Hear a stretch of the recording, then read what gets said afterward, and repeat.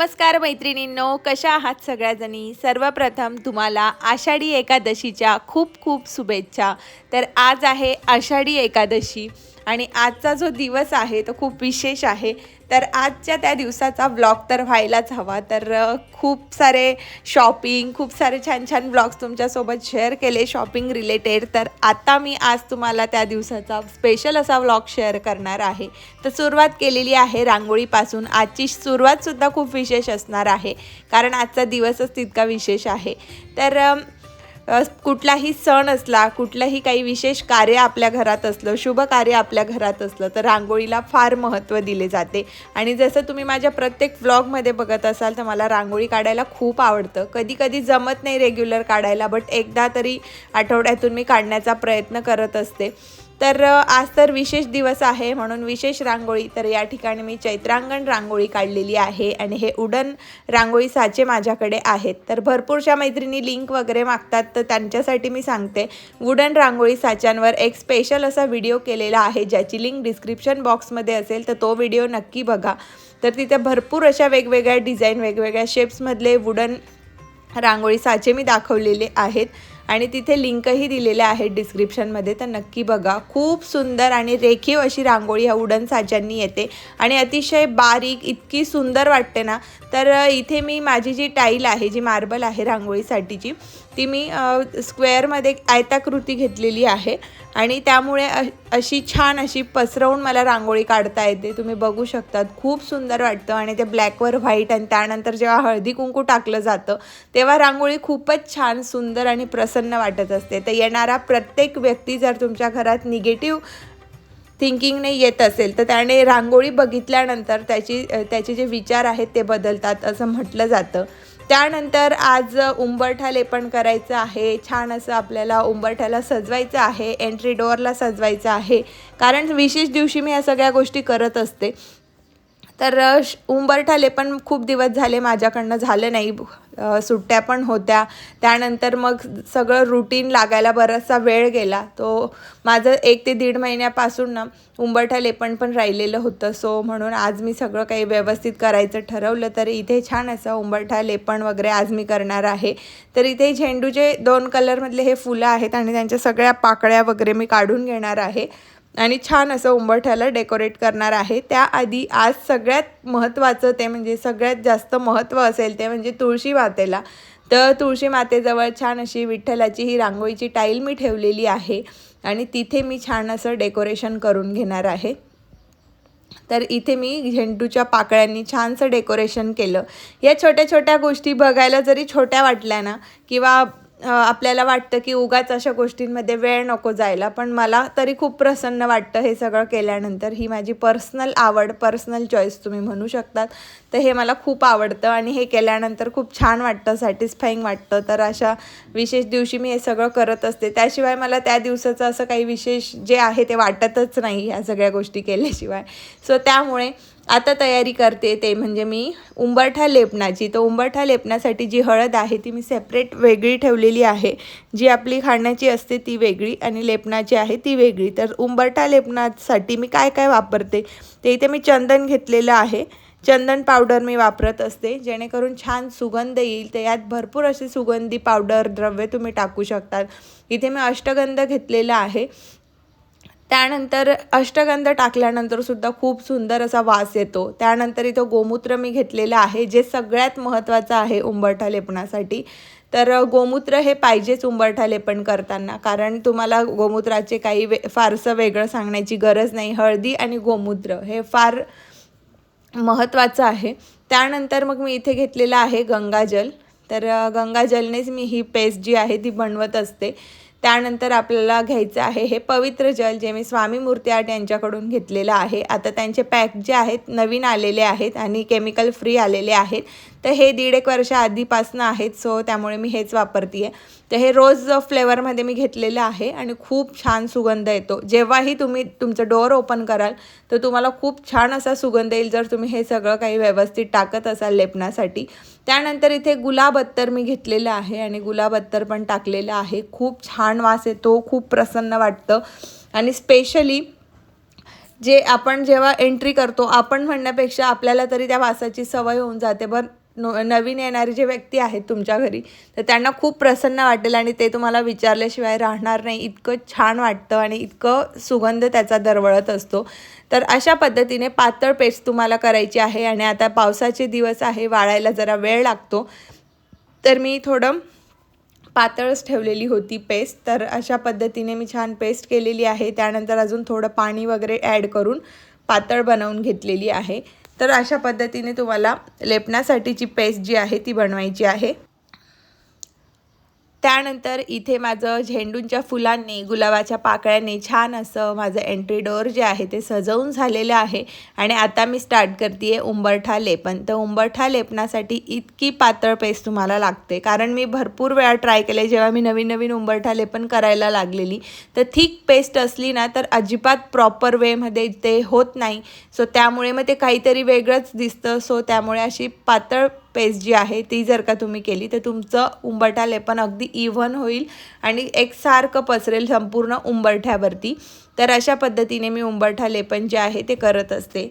तर आजच्या दिवसाचं विशेष काय तर ते आपण जाणून घेऊया. तर आषाढी एकादशी ही देवशयनी एकादशी म्हणूनही ओळखली जाते आणि हा उत्सव वारकरी संप्रदायातील सगळ्यात मोठा उत्सव आहे. सगळे खूप उत्साहात वारी वगैरे काढतात आणि खूप छान सगळीकडे वातावरण जे आहे ते अतिशय मंगलमय झालेलं असतं. भगवान विष्णूंसाठी या विशिष्ट आणि पवित्र दिवसाचे एक वेगळेच महत्त्व आहे. आणि आषाढी एकादशीच्या निमित्ताने भरपूर असा भक्तवर्ग, वारकरी हे सगळे भगवान विठ्ठल रुक्मिणीच्या दर्शनासाठी जात असतात आणि खूप छान तिथे वातावरण असतं. खूप गर्दी होत असते आषाढी एकादशीच्या दिवशी. बघायला गेलं तर धार्मिकदृष्ट्या ह्या दिवसाला फार असे महत्त्व आहे. आध्यात्मिकदृष्ट्यासुद्धा ह्या दिवसाला फार मोठे महत्त्व आहे. या दिवशी देव निद्रिस्त होतात असे म्हटले जाते आणि 4 महिने चातुर्मास जो आहे तो सुरू होत असतो. आणि त्यानंतर मग एकेका देवाकडे संपूर्ण आपलं जे विश्व आहे ते सांभाळण्याची जबाबदारी दिली जाते. तर ती कशी ते मी तुम्हाला सांगणारच आहे पुढे व्लॉगमध्ये. त्याआधी आता तुम्ही बघून घ्या उंबरठा लेपन कशा पद्धतीने झालेले आहे आणि किती छान झालेलं आहे. आणि जे साईडने जे आपली हळदीची जी लेपनाचं जे हे आहे डाग वगैरे असले तर ते तुम्ही अशा हाताने व्यवस्थित पसरवून घ्या. त्यानंतर येऊयात देवघरामध्ये. तर आज वारकरीची थीम आपल्याला करायची आहे. स्वामींचं रूप जे आहे ते वारकरींचं रूप स्वामी आज घेणार आहेत. आणि छान असं ऑरेंज कलर मला घ्यायचा होता. आणि वारकरींचं जे अंगावर असतं तुम्ही बघू शकता ते ओढणीसारखं, मला त्याचं नाव प्रॉपर माहीत नाही आहे, बट ते पण मी आणलेले आहेत जे तुम्हाला मागच्या ब्लॉगमध्ये दाखवले. आणि त्याने मी आज तशी थीम क्रिएट करणार आहे आषाढी एकादशीची. तर अशा पद्धतीने मी हे सगळं व्यवस्थित लावून घेणार आहे. तर या ठिकाणी मी वेल्वेटचं जे आसन आहे, जे 1 मीटर आसन माझ्या देवघरासाठी लागत असतं, तर ते व्यवस्थित टाकून घेतलेलं आहे. आणि हे टाकताना खूप काळजी घ्यावी लागते जेणेकरून कुठे काही असं अडकलेलं नसावं, कुठं क्रॅशेस नसावे यासाठी. तर अशा पद्धतीने मी प्रत्येक पायरीवर ते व्यवस्थित लावून घेत असते. आणि हे लावायला मला बराचसा वेळ जातो कारण ते अगदी टाईटली बसायला पाहिजे. जसं आपण बेडशीट वगैरे लावतो तर ते कसं आपल्याला टाईट आवडतं, व्यवस्थित असं चुण्या नसायला हव्यात आत, तसंच हे वेल्वेटचं मटेरियलचं जेव्हा आपण आसन लावतो तर तेव्हा ही काळजी घ्यावीच लागते. आणि पायऱ्या जास्त असल्यामुळे तर मला हे सगळ्यात महत्त्वाचं वाटतं जेव्हाही मी देवघराचं क्लिनिंग वगैरे करून आसन लावत असते तेव्हा. त्यानंतर मग आज आषाढी एकादशीची थीम आहे. सो थीमनुसार तर आपल्याला सगळ्या गोष्टी आवडत असतात. आधीपासून तुम्ही माझे ब्लॉग बघत आहात. पूजे रिलेटेड जेही काही व्हिडिओज आहेत त्यात एक नाविन्य तुम्हाला दिसतं आणि त्यामुळेच बहुतेक आपली पूजा जी आहे ती घराघरात पोचते, इंस्टाग्राममार्फत असू देत किंवा यूट्यूबमार्फत. तर अशा पद्धतीने छान मी असं वारकरीची थीम तयार केलेली आहे आणि आज आषाढी एकादशीची थीम केलेली आहे. तर सगळ्यात महत्त्वाचं ते म्हणजे पहिले मी स्वामींचं आसन जे सिल्वर पार्ट आहे ते ठेवून घेत असते. आणि त्यानंतर मग तिथेसुद्धा स्वामींचं जे आसन आहे त्यावरसुद्धा मी एक व्हाईट कलरचं हे वारकरी थीम असलेलं कापड ॲड करणार आहे. आणि छान पद्धतीने हे पण लावून घ्यायचं आहे. तर तुम्ही आता लावायची पद्धत बघू शकतात. नुसतं घेतलं आणि टाकलं तर यात असं व्यवस्थितपणा वाटत नाही. सो त्यामुळे अशा पद्धतीने अगदी व्यवस्थित छान फिनिशिंग देऊन जर तुम्ही आपल्या देवघरात व्यवस्थित असे हे आसन म्हणू शकतात, कापड म्हणू शकतात, व्यवस्थित लावले तर नक्कीच त्याचा रिझल्ट जो आहे तो खूप छान येतो. आता तुम्ही बघू शकतात सगळी देवपूजा जेव्हा माझी होईल ना डन, तर तेव्हा तुम्ही बघू शकतात किती शार्पनेस आणि किती छान आखीव रेखीवपणा त्यात येतो. तर ह्या छोट्या छोट्या गोष्टी असतात ज्या देवघरात आपण व्यवस्थित मांडणी केली आणि नेहमी जर का आपण या गोष्टी करत गेलो ना, तर आपलं ते कौशल्य जे आहे ते दिवसेंदिवस वाढतच जातं. तर बघू शकतात किती छान आणि सुरेख वाटतंय सगळं. त्यानंतर आता ऑरेंज कलरचं आसन आहे. सो हे ऑरेंज कलरचं जे फूल आहे, जे रिया पवार ताईंनी मला बनवून दिलेले आहेत वेगवेगळ्या कलरमध्ये. तर आज ऑरेंज कलरची थीम आहे. सो ऑरेंज कलरचं मी घेतलेलं आहे. कोइन्सिडन्स असा की ऑरेंज, ग्रीन आणि पिंक कलर माझ्याकडे आहेत. सगळेच कलर नाही आहेत, नाहीतर तुम्ही पुन्हा कमेंट कराल की इतकं मॅचिंग आमच्याकडे नसतं, तुम्ही कुठून आणतात. मग त्यामुळे मी आधीच तुम्हाला सांगते, तर हे ऑलरेडी होतं, काही असं विशेष आत्ता घेतलं आहे असं नाही आहे. तर सगळे जे पहिल्या पायरीवरचे माझे मेन देव आहेत, स्वामी, विठ्ठल रुक्मिणी, कुलदैवतचा कळस, त्यानंतर तुळजाभवानी मातेचं जे आसन आहे ते, त्यानंतर आमचं ग्रामदैवत बिजासनी मातेचा फोटो. तर मागे एका व्हिडिओत कमेंट आलेली की तुळजाभवानी मातेचा फोटो कुठून आणला, तर हा फोटो तुळजाभवानी मातेचा नसून आमचं ग्रामदैवत बिजासनी मातेचा आहे. त्यानंतर विठ्ठल रुक्मिणीचा हा रांगोळीचा पॅच आहे. तुम्ही ॲज अ रांगोळीही कुठेही यूज करू शकतात किंवा तुम्ही बॅकड्रॉप म्हणून सुद्धा यूज करू शकतात. तर मी इथे बॅकड्रॉप म्हणून यूज केलेला आहे, कारण तो आहेच तितका सुंदर आणि रेखीव. सो मला वाटलं की हे बॅकड्रॉप म्हणून खूप छान वाटेल. सो बॅकड्रॉप म्हणून मी इथे यूज केलेला आहे आणि मी 2 साइडेड टेपने तो चिटकवलेला आहे. माझ्या त्या CNC कटिंग जी आहे बॅकड्रॉपची. नमस्कार मैत्रिणींनो, गुड मॉर्निंग. कशा आहात सगळ्याजणी? तर आज पुन्हा एक नवीन ब्लॉग मी तुमच्यासाठी घेऊन आलेली आहे, तो म्हणजे आषाढी एकादशीचा. आणि खूप सुंदर असा आजचा ब्लॉग असणार आहे. छान अशी देवघराची थीम असणार आहे आणि आषाढी एकादशी निमित्त आम्ही काय काय करतो ते सगळं आजच्या ब्लॉगमध्ये मी तुमच्यासोबत शेअर करणार आहे. ऑलरेडी मागच्या व्हिडिओमध्ये, मागच्या ब्लॉगमध्ये मी तुम्हाला सगळं काही दाखवलेलं आहे. आषाढी एकादशीसाठी मी काय शॉपिंग केली आहे, काय नाही ते. तर आता उंबरठा लेपण वगैरे सगळं माझं झालेलं आहे आणि आता देवांचं माझं सगळं काही क्लिनिंग वगैरे करायचं राहिलेलं आहे. देवांची थीम आजची जी आहे ती व्यवस्थित मांडून झालेली आहे, सगळं काही झालेलं आहे आणि आता मी देवांची क्लिनिंग केल्यानंतर पुढे ब्लॉग कंटिन्यू करणार आहे. तर तुम्ही ब्लॉगचा आनंद घ्या आणि ब्लॉग शेवटपर्यंत बघायला विसरायचं नाही आहे. त्यानंतर मैत्रिणींनो, या ठिकाणी जेवढेही काही चांदीचे देव आणि इतर देवपूजेचं चांदीचं जे साहित्य आहे ते मी अशा पद्धतीने क्लीन करून उजळून घेत असते आणि व्यवस्थित ते 2 पाण्याने धुवून मी ड्राय करते. म्हणून माझे देव जे आहेत ते इतके सुंदर आणि पांढरे शुभ्र वाटतात. भरपूरशा कमेंट येत आहेत इंस्टाग्रामला आणि यूट्यूबला की तुमचे जे चांदीचे देव आहेत ते इतके क्लीन आणि इतके पांढरे शुभ्र तुम्ही कसे काय मेंटेन करतात. तर मेंटेन करण्याच्या काही पद्धती आहेत, ज्यावर एक सेपरेट व्हिडिओ मी केलेला आहे. आणि सगळ्यात महत्त्वाचं म्हणजे तुम्ही त्याला ड्राय कसं करतायत, किती ड्राय करतायत. नाही तर बऱ्याचदा आपण पटापट पुसून अर्धवट ओले ठेवतो आणि त्यामुळेच ते पिवळे डाग तुमच्या देवांवर पडतात. सो त्यामुळे थोडा वेळ हवेत ठेवा, व्यवस्थित कोरड्या कापडाने 2 वेळा पुसा आणि ते व्यवस्थित ड्राय झाल्यानंतर, वाळल्यानंतर मगच तुम्ही देवपूजेला घ्या. तर अशा पद्धतीने मी माझे चांदीचे देव जे आहेत ते मेंटेन करत असते. तर रोजची जी रेग्युलर देवपूजा आहे ते मी आधी करून घेईल आणि नंतर विठ्ठल रुक्मिणीचा अभिषेक करणार आहे व्यवस्थित. तर इथे हळदी कुंकूचे करंडे मी ठेवलेले आहेत. भरपूरशा मैत्रिणी या करंड्यांबद्दल विचारतायत, तर हे मी मिशोवरून घेतलेले आहेत. ॲमेझॉनला पण हे अवेलेबल आहेत. खूप छान करंडे आहेत. त्यानंतर हे स्वामींचं जे आसन आहे याबद्दल पण इंस्टाला भरपूर जणी विचारताय की हे चांदीचं आसन आहे का. तर आसन चांदीचं नाही आहे, स्वामी चांदीमध्ये मी बनवून घेतलेले आहेत आता प्रकट दिनाच्या वेळी. त्यानंतर माझे सगळेच देव जे आहेत ते चांदीमध्ये आहेत. तर इथं मी छोटे छोटे सिल्वर पार्ट वापरून छान अशी देवांची मांडणी जी आहे ती 1 बाय 1 करून घेते. आणि मांडणी खूप महत्त्वाची आहे. जर तुमची मांडणी व्यवस्थित असेल तर तुमचं देवघरही खूप छान दिसेल. जर तुम्ही कुठे कुठे देव ठेवलेले असतील तर ते चांगलं वाटत नाही. आणि हो, ही माझी जी मांडणी आहे ती केंद्रानुसार नाही आहे, हे माझ्या मनाने मी मांडणी केलेली आहे. मला जसं आवडतं तसं मी देवघरात ठेवते. मी खूप काही नियम वगैरे लागू केलेले नाही आहेत. हे सगळे नियम माझे स्वतःचे आहेत. मला स्वामींची मूर्ती मध्ये पाहिजे होती, सो वरच्या स्टेपला मी सगळे मुख्य जे मला मोठ्या मोठ्या मूर्त्या ठेवायच्या आहेत त्यामुळे मी पहिली पायरी तशी बनवून घेतली आणि सेकंड पायरीवर माझं ठरलेलं की इथे माझ्या घरी जे खंडेराव आहेत ते मी ठेवणार आहे आणि तिसऱ्या पायरीवर जे सगळे देव असतात ते मी ठेवणार आहे. त्यात कुठल्याही प्रकारची केंद्रानुसार मांडणी नाही आहे, ही माझ्या मनानुसार मांडणी आहे आणि ते मला खूप सॅटिस्फाईंग वाटतं. तर कुठल्याही देवाने असे रूल केलेले नाही आहेत, सो मला ते रूल्स असं फॉलो करायला आवडत नाही. सो मी माझ्या पद्धतीने आणि मला प्रसन्न काय वाटतं त्यानुसार ठेवते. तर इथं आधी तुपाचा दिवा कुलस्वामिनी मातेला मी लावलेला आहे आणि त्यानंतरच माझी देवांची पूजा मी सुरू करत असते. तर अशा पद्धतीने मी फुलं वगैरे व्यवस्थित ठेवून गजरे लावून स्वामींना छान असं मल्हारी रूप वारकरी रूप स्वामींना आज केलेलं आहे.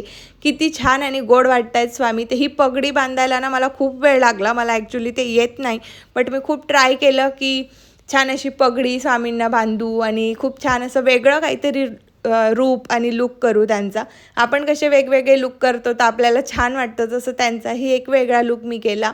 त्यानंतर दुपारी मग इथे मी अभिषेकाला बसलेली आहे आणि अभिषेक मी करून घेणार आहे व्यवस्थित.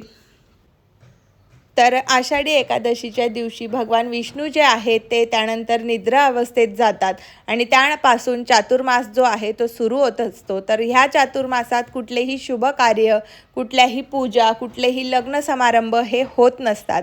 त्यामुळे आता 4 महिने लग्न वगैरे हे सगळं आपल्याकडे बंद असतं.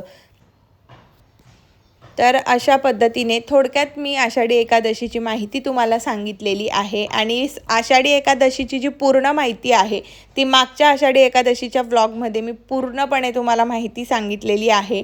आजच्या व्हिडिओमध्ये काही जणींच्या मला ज्या कमेंट्स आहेत त्यांचीसुद्धा मला आजच्या व्हिडिओत उत्तरं द्यायची आहेत. बऱ्याच जणींचे काही क्वेश्चन्स आहेत त्यांचेसुद्धा उत्तरं आजच्या व्लॉगमध्ये मिळणार आहे.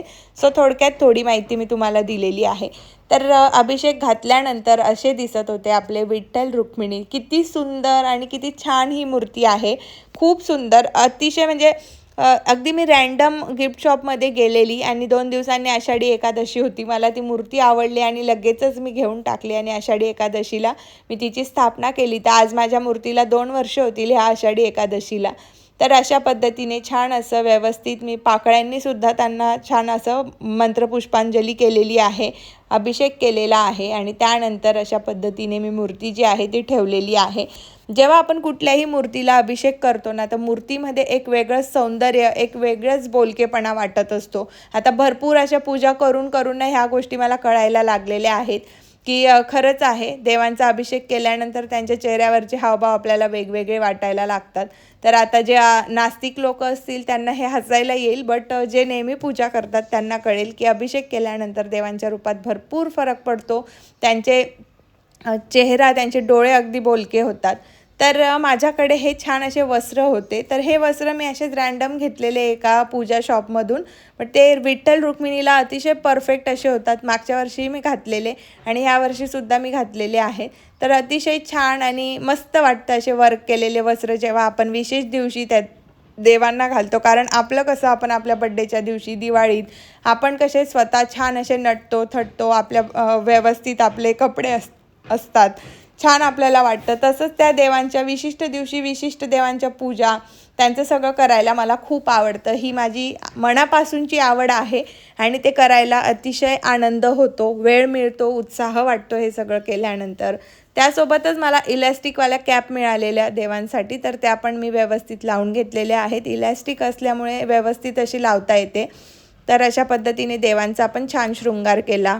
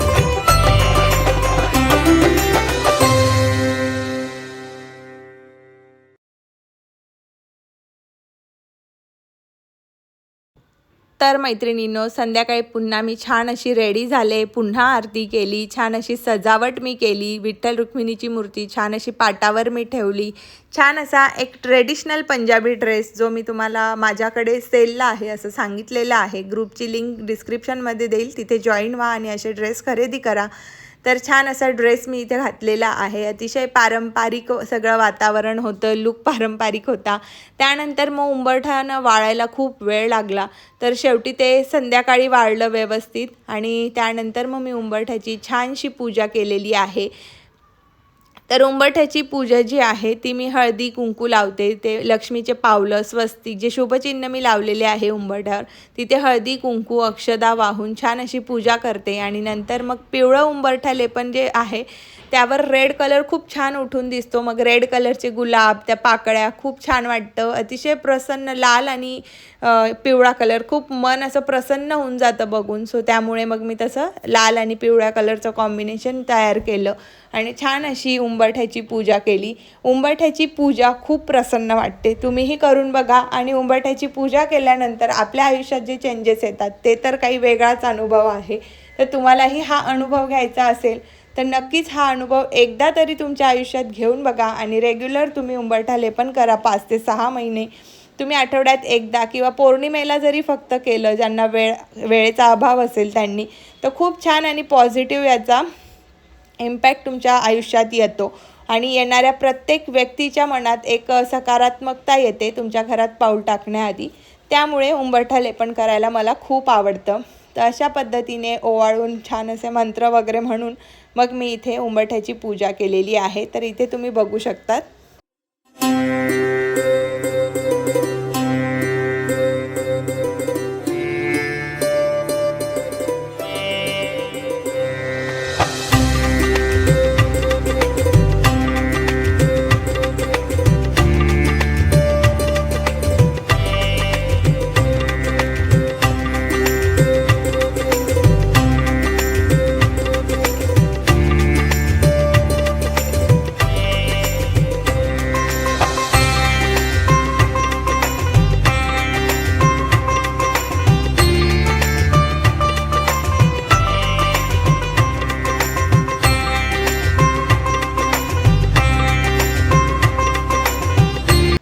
तर मैत्रिणींनो, हा होता आपला आजचा व्लॉग आणि मी आज ना महादेवांना ही माळा घालण्यासाठी माझं लक्षातच नव्हतं की मी माळ आणून ठेवलेली आहे।